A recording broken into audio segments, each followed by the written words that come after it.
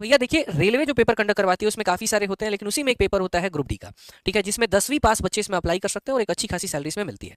तो सबसे पहले बात करें तो परीक्षा का नाम आरआरबी ग्रुप डी है। कंडक्ट कौन करता है? तो खुद रेलवे करता है।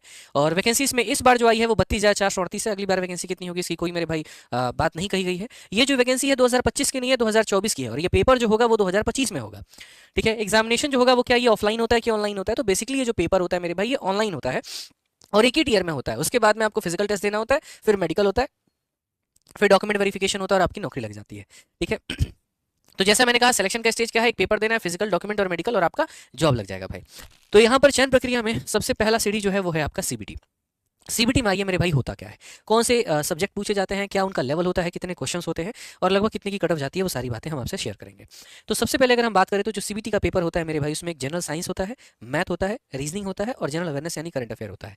रेलवे की परीक्षाओं में आपका अंग्रेजी नहीं पूछा जाता है, तो उन बच्चों के लिए काफ़ी ज़्यादा फायदा हो जाता है मेरे भाई। ठीक है।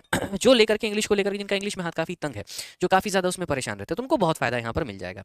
अगर आप देखो मेरे भाई, जनरल साइंस के 25 सवाल रहेंगे, मैथ्स के आपके 25 सवाल रहेंगे, रीजनिंग के आपके 30 सवाल रहेंगे, और मेरे भाई जनरल अवेयरनेस और करंट अफेयर से आपके 20 सवाल होंगे।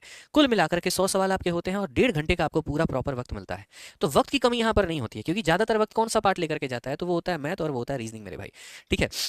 तो इतना ज़्यादा है नहीं, क्योंकि देखिए अगर इतने के इक्विवेलेंट में अगर हम बात करें ना यहाँ पर, तो एसएससी में बस यहाँ 60 मिनट मिलते हैं।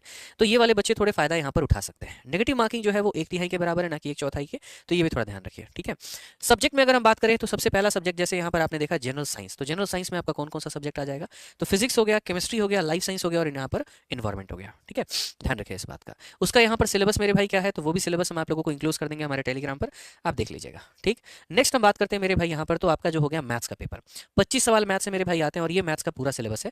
तो मैथ्स में कहीं पर ऐसा नहीं है मेरे भाई कि सिर्फ अरिथमेटिक पूछा जाएगा, एडवांस नहीं, लगभग सारी बातें पूछी जाएंगी। जैसे डेसिमल हो गया, फ्रैक्शन हो गया, एलसीएम हो गया, एचसीएफ हो गया, ratio, proportion, percentage, mensuration, time and work, किस तरीके से करके ये सारी बातें।